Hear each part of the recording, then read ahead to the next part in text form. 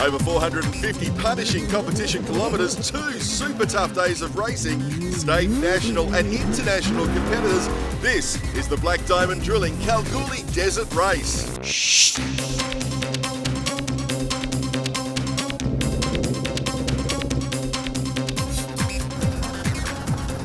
The historic West Australian mining town of Kalgoorlie to play host to this inaugural event. A long time in the planning, with hundreds of hours of preparation, the massive workload about to be put to the test.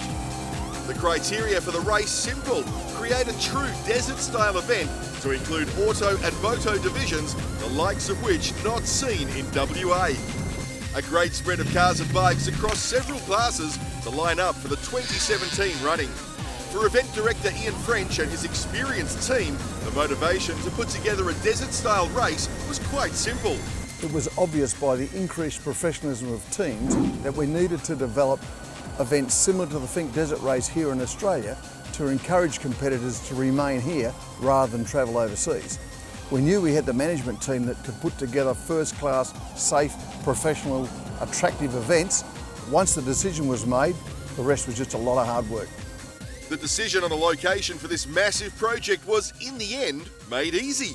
Kalgoorlie was a natural selection. With its 38,000 people, its heritage, its area on the fringe of Australia's desert, we had all the resources we need. From our initial approach with the Shire, we had 100% support, followed up rapidly by businesses, by people. We had a couple of small clubs there that were willing to develop and grow we did. With their sights set high, the first and most important aspect was to lock away the course. Once we found an opportunity on Mount Veta Station, we needed to be able to get a large, exciting, enduring circuit in that had sustainability. That is, that we could ensure the impact on the environment was minor, but the excitement stayed. Rolling out the maps, the team utilised the 2 sealed roads bordering the station. This, importantly, resulted in access, security, safety, communication and great spectator spots. When it came to the competition course itself, the design team's options were endless. Fast station tracks, tight, twisty tree-lined sections, even a spectacular dry lake run. The result? Kilometre after kilometre of exciting and challenging desert-style tracks making up the race loop. With a 5-year plan in place, this 2017 running would already tick several important boxes. It has attracted a quality field including an international entrant, various national teams and the top crews from Western Australia. This year's event will also be contested as a dual status race, being the final round of the West Australian Off-Road Championship. The series is poised for a brilliant finish with 2 teams fighting it out for the state title. Jared Percival and Nav Darren Beckett locked into this final battle with the crew of Yardley and Davis. The building of a project of this magnitude is not possible without substantial support. The Kalgoorlie-Boulder Shire, among many, quickly recognising the significance of this event and jumping on board. It's one of many events that we're putting on and supporting or sponsoring that will bring focus to Kalgoorlie and will help in the overall growth of our economy. We really believe this is one of those events that will grow over time. We're pretty happy with the first year's results and we'll back the organisers to make it a great event in the future. Stay with us. After the break, history being made with the inaugural running of the Black Diamond Drilling Kalgoorlie Desert Race. Plenty of dirt action. Don't go away.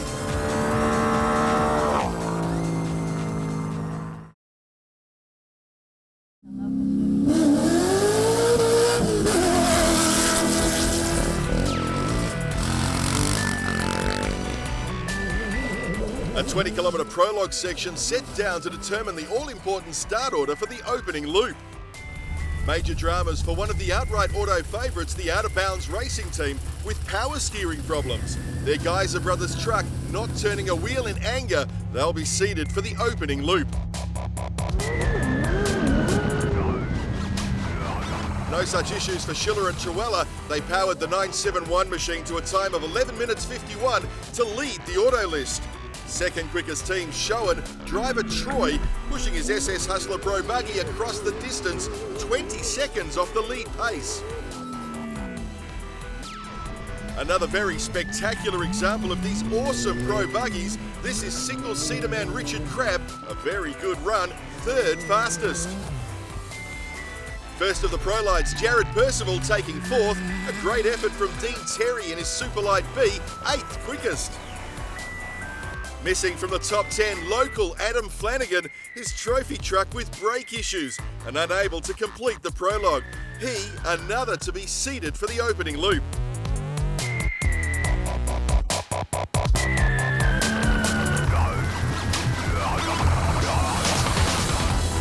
The Moto division next, and looking to set themselves for a good start position. Andy Brack making his intention clear, setting fastest time. He, however, not having it all his own way as a super tussle for the top 3 spots developed. The 257 machine of Danny Massey Wilson just 3 seconds off the pace. KTM man Michael Burgess in attack mode, 4 seconds further back in third. A good clean run for the quickest quad rider Dylan Richards, 5th outright his time. 8th fastest for the Mount Vetters Station's Ben Stevens, the very experienced Paul Nappy grabbing 10th.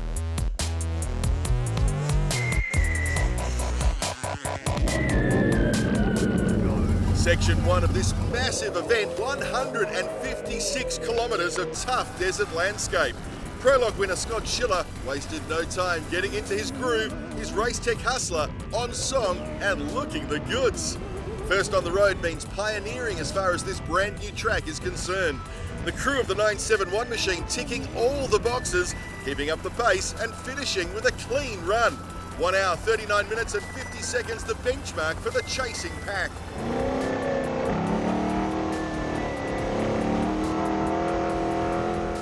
Thanks to their issue on prologue, the 413 trophy truck of Robinson and Hutt started out of a lowly 9th place after being seeded.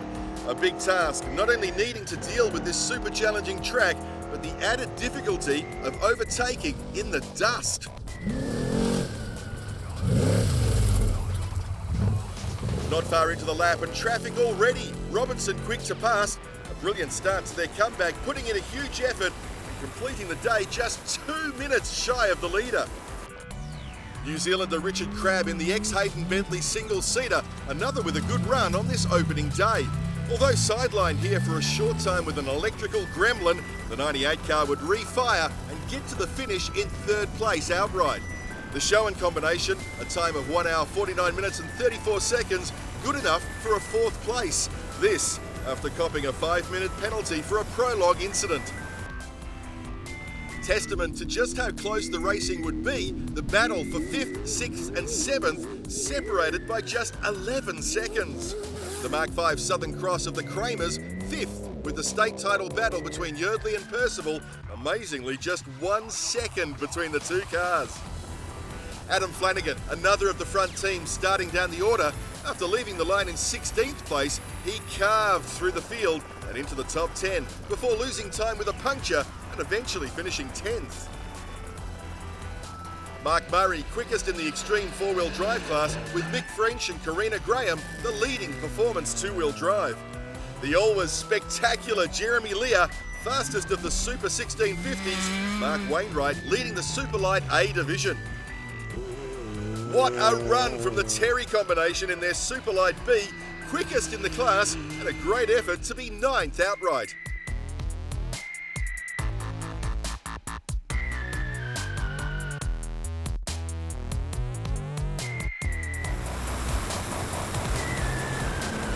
Straight down to business for the prologue frontman Andy Brack. He had pushed hard over the unforgiving terrain, setting a cracking pace.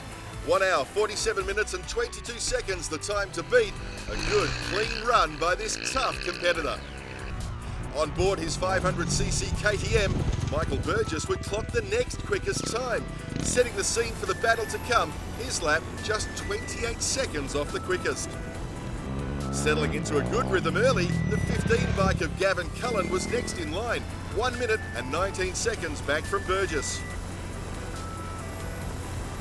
From his 6th place start position, Damon Meyer jumped 2 spots to be 4th fastest. And a big ride for Jack Campbell coming from his 11th place to close out the top 5. And on 4 wheels, the first quad man Dylan Richards, a big ride to lead the category and put himself into a fine 7th place outright.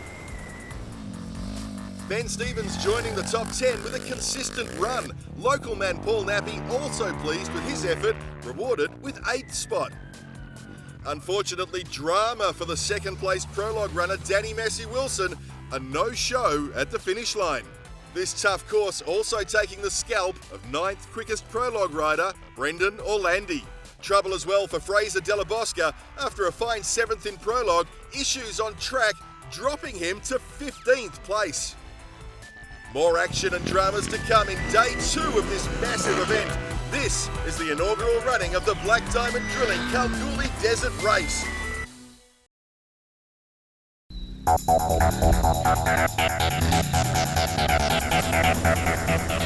With over 300 competition kilometres still to tackle, day 2 of the Black Diamond Drilling Kalgoorlie Desert Race was sure to be a big one.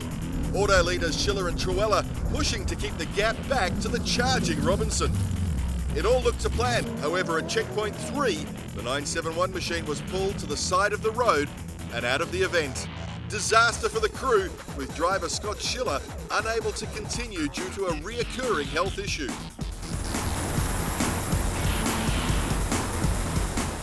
The Robinson Hutt pairing now with a clean air run smashed through the course. Their Geyser Brothers trophy truck in its element on these tough desert style events. Their run seemed to be well on track until late in the lap. Issues for the 413 machine, off song and running on 7 cylinders.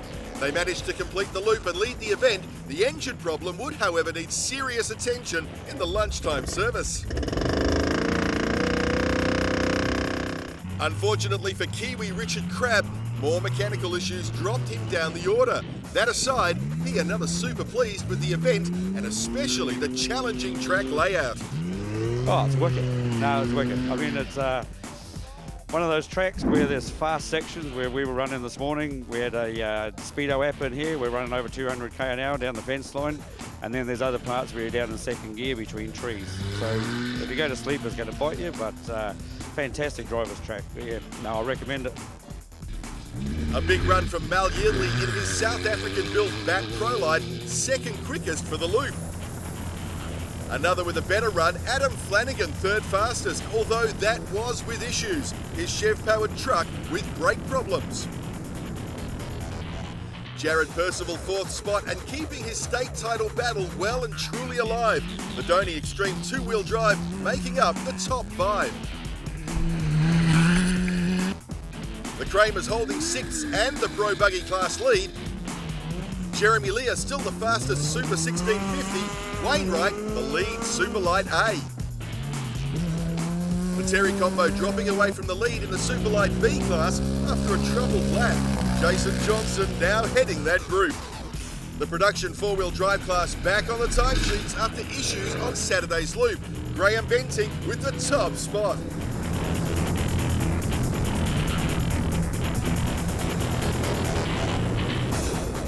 No letting up for Andy Bragg, the lead moto rider, taking up where he left off on day 1. More fast, consistent pace from this guy on board his Husqvarna.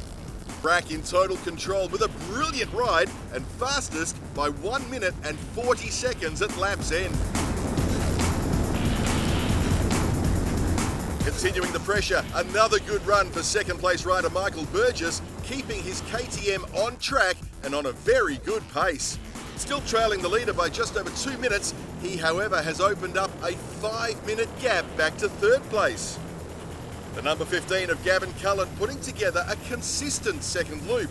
It's easy to forget that this will now be over 300 kilometres of competition the riders have endured, and there's still another lap to contest. 3rd quickest and maintaining his 3rd spot. Ben Stevens once again putting in a big effort. He'd grab a couple of spots up the leaderboard, finishing in 4th place. After missing from the lap 1 results, Danny Massey Wilson made the distance for this 2nd section, taking 5th place.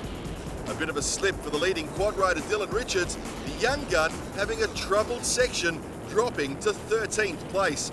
He, however, is still on top of the class. Playing a dual role, Justin Stevens would not only contest this tough track on board his KTM, but he would in fact provide it. The Mount Vetters station owner playing a pivotal role in establishing this awesome event. Yeah, I mean, the old cliche, it's a team event, but yeah, our part in it was obviously with the pastoral station. That most of the track is on the pastoral lease, but you know, we're fully supportive of the guys in the desert race.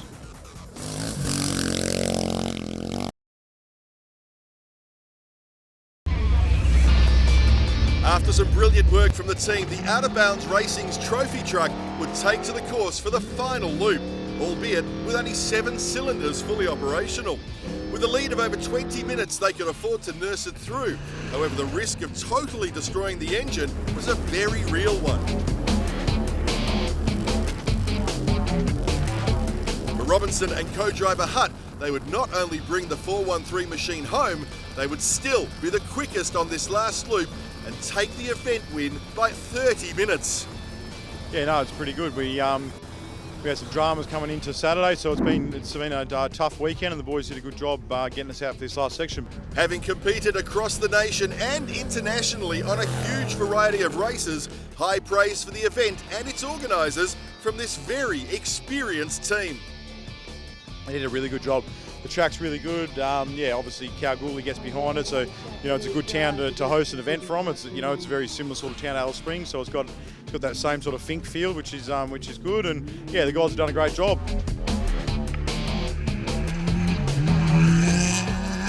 A calculated drive from the crew of Percival and Beckett with the WA title on the line. Second outright, earning them enough points to clinch the state title. Yeah, that last lap was probably one of the hardest laps I've done. I've never heard so many noises and vibrations coming through the car. I clipped a tree 500 metres in and I thought I ripped the wheel off and I thought that was it. Another crew very impressed with the level of professionalism in the operation of this event. They've put on a great event. They've got some big plans. They're on the right track with the track itself. I think they can make this bigger and better and one of the best events in Australia.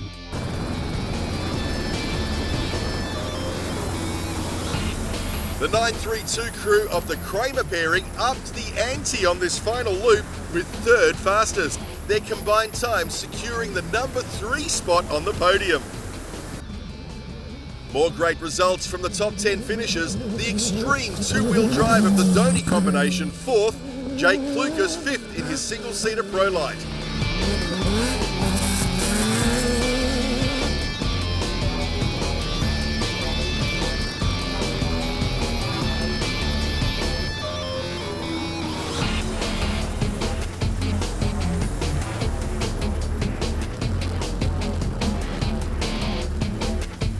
For the Moto division, the final 156k loop proved to be extremely challenging.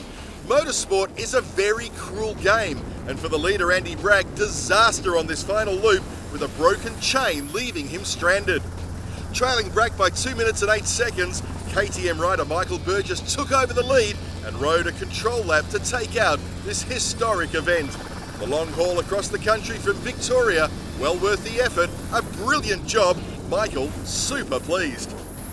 Yeah, I just really enjoyed it. It's, I'm feeling for Bracky, who was out in front most of the time. He was the quickest boy all weekend, but I was hunting him down on the last last lap there. But yeah, things didn't go his way. He snapped a chain, and yeah, so it was good. I limped my bike home. I had a few issues going on with it, but yeah, we got home and took out the P1. So it's awesome. The course itself, the layout is unreal. So I recommend it to anyone. It's that much fun. I had a ball. Sometimes I forgot I was racing and just thought I was just out there mixing it with mates and having a ball. But yeah, very good layout. For this experienced rider, major accolades for this new event to the calendar. Got to put it right up there with Fink, but obviously, the competitors, they've got to get here. So hopefully the word gets out and people come and have some fun. After prologuing 4th and running the opening loops in the top 3, Gavin Cullen's excellent work rate rewarded him with a fine second place outright. Yeah, very, very happy indeed. Far exceeded my expectations, to be honest. I just come to have a go and see how we went, and the track sort of suited my riding style a little bit. Just sitting down a lot, a bit lazy really, but I ended up standing up more than I normally do, to be honest, just to keep the power on and hit some of those square edges, and things started whooping up a little bit out there, but there was plenty of spots to sit down and go fast and get your energy back. It was really good. A monster event for the Moto division, the top 10 well and truly earning their spot on this inaugural race. Martin Vetter's station's Ben Stevens, a brilliant 4th place. He and Dad Justin super pleased to be involved. Having something close to home was a big thing. It's such a big town, and we've got a lot of support around this area, and a lot of bike riders, a lot of good riders too, especially in WA, and we want to make something happen. So like Frenchie and all the boys who organised it, helped out, they all say hopefully we'll make history here, and it's going to be a big event. Experienced campaigner and Kalgoorlie local Paul Nappy, 6th outright on board his CRF Honda. She's crazy fast. Yeah, no, it's good. It's got a lot of variety, a lot of lake country, a lot of high speed stuff, and yeah, no, it can catch you out. She can be brutal. For young gun Dylan Richards, a spectacular run, fastest quad and a brilliant 9th outright. He'd push his machine to the limits, setting some super quick times. A spectacular running of this massive event, history being made with huge praise for the event by all concerned.